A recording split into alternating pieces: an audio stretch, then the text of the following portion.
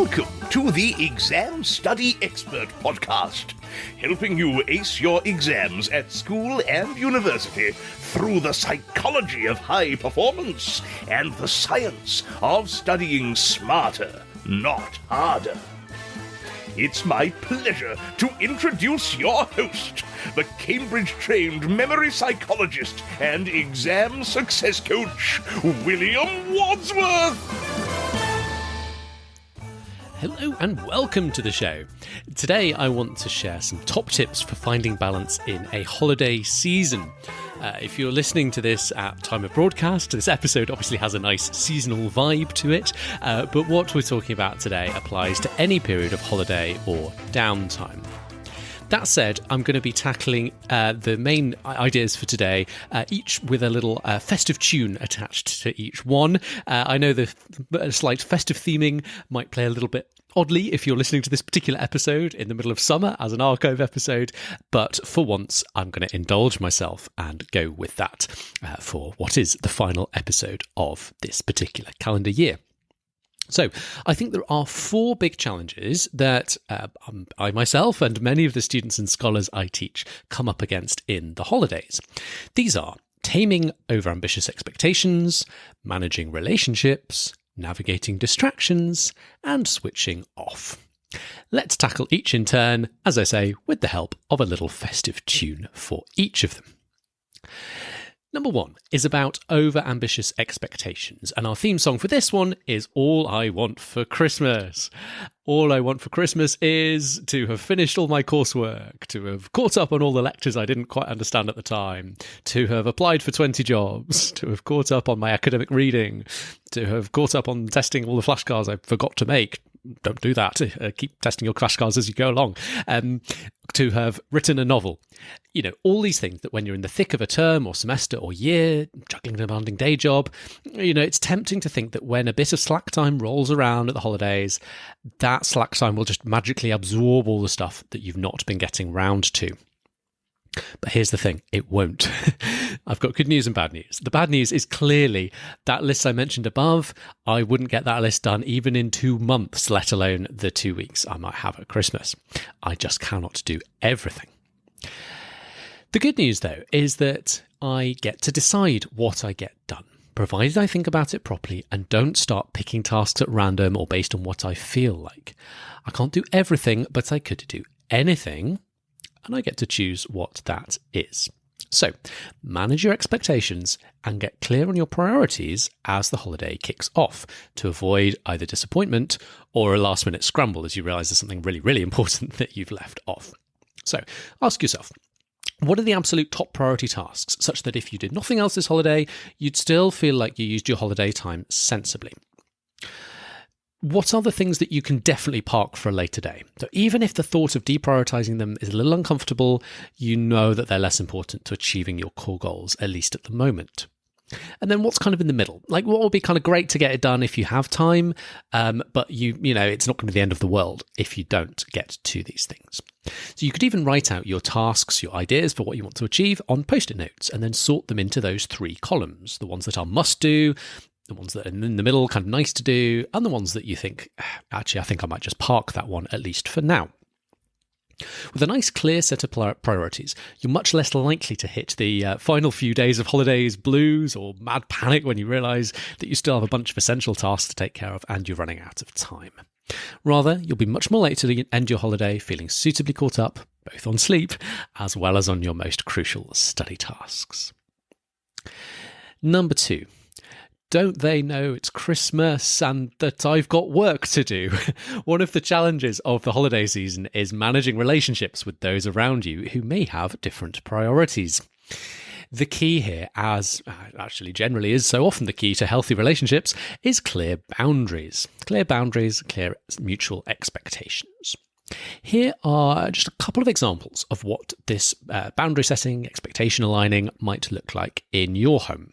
So if you have family or maybe friends that you're staying with who have less appreciation for your need to study, then set a clear plan for yourself and communicate it to them. These are the days I'll work. These are the days I'll take off completely.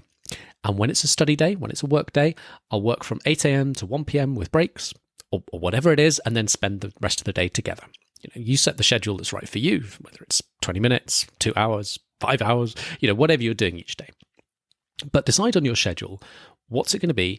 Explain why this is a big deal for you if you need to, and then execute it.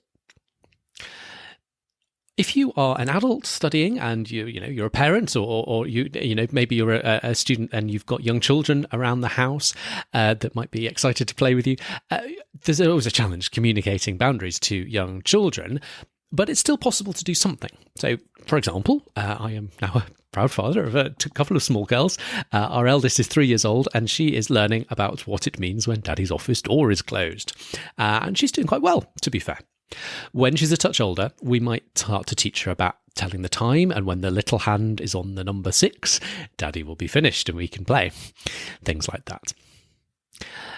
If you are a teen, as my final thought for this section, and your loving parents are taking a very active interest in your holiday studying, it can be very helpful for both sides to have a clear way to communicate about progress. So that the student feels like they're not being nagged the whole time, and the parents feel like they're not having to nag the whole time. Everyone's just a lot happier, a lot calmer. So enter the calendar chain trick. I've talked about this on the show before. It's a really, really good one for this sort of situation. You write up a list of days that you're planning to be studying, and then next to each day, you put a big old tick when you've achieved whatever your target study time is that day. The 30 minutes, the 2 hours, the 6 hours, or whatever target time you are aiming for.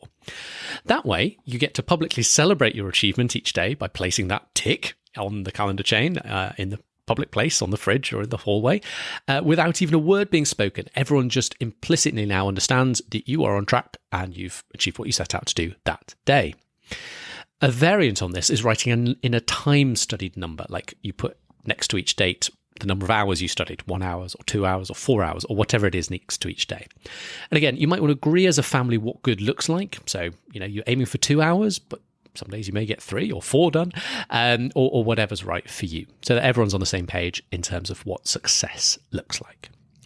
If you want a template to follow for your calendar chain, by the way, I've got one freely available on the website. Head to examstudyexpert.com/chain, where you can download a printable calendar chain template for your wall. Number 3. Santa Claus is coming to town to visit a coffee shop or library because the house is full of distractions. A very brief one, this flowing quite well from the previous point. The home environment often tends to be busier at the holidays. People are visiting you, you're visiting them, there's music, games, and so on. So if you're struggling to get down to work, it may feel a bit counterintuitive at this time of year, but try getting out of the house and going and finding a cafe or library where you can settle down with some quality study time with your books. Or at the very least, try and identify whatever corner of the house is going to be most conducive to studying. And again, back to the expectation setting thing, make sure everyone else understands what you're trying to do. And finally, number 4, it's the most wonderful time of the year to take a well-earned break. And while it's important to use the time you have this holiday season to make progress on your goals, it's also important to unplug, rest, and recharge. Now, some of the younger students I work with in particular need no encouragement on this fact. The challenge for some of them, if anything, is getting enough work in, not too much. But for many of the scholars I work with, particularly if you're a little bit older, you're an adult learner in particular, your drive or goal focus tends to be so strong, your fear of not finishing or not getting the result you want is so significant that it can be hard to unplug and get the rest you need. This is a tricky one. I've got a whole episode on this back in episode 38 if you need a bit of a pep talk on the subject of unplugging and taking a break. Or you might consider tuning into episode 125 for an introduction to the deep rest meditation practice, which could be a really good thing for you. The good news is that if you can survive, in my experience, it's kind of the first few hours or maybe the first half day of not checking my email, not doing work stuff. If I can get through that first few hours, the first half day, then all those kind of urges to check email or do work stuff fade away after that. And by the end of the first day of unplugging, I don't have the need to go and check work email anymore. So, stick with it. For you, it might take a little bit longer to get to that point. But, make sure you carve out that time for yourself, for your family, if you've got family, and make sure you honour that. So those are the 4 big ideas I had for you today. Hopefully some useful ideas here on taming your expectations for the holidays, prioritising what's most important, managing your relationships, setting those boundaries, clear expectations with those around you for what you're going to be doing each day, navigating the distractions, perhaps by getting out of the house if you can, and then switching off, making sure you give yourself, as well as the productive time, some well-earned rest to recharge and hit the following year strong. So just before I sign off for this episode, and indeed for the year, I want to end on a thank you to you. Thank you for tuning in, as always, not just to this episode, but for being a part of the show at all in any way this year. Maybe you've been one of my valued coaching clients, in which case I've really enjoyed working with you all this year, and wishing you super success in your exams. Perhaps you've been part of a course or the Study Smarter network. Maybe you've left a comment or question on an episode on YouTube, a comment on a YouTube channel, or sent an email. Maybe you were part of last week's super fun Ask Me Anything recording. Maybe you've recommended the show to a friend, to a colleague, or to your students. Or maybe you've taken the time to leave a rating and review on your podcast app. It's been a record year in some ways for Exam Study Expert this year. I appreciate you all, and if we've been able to help you in any way at all this year, then it's been a huge pleasure. We are now going to be taking our own advice and taking a couple of weeks to rest and catch up with family. So there'll be a couple of weeks out from the podcast, but we'll be back with you as normal in the new year in just a couple of weeks' time. I just want to take this moment to wish you every success, as always, in your studies, and hopefully a well-earned break in the meantime. Thanks again for listening, and all the best.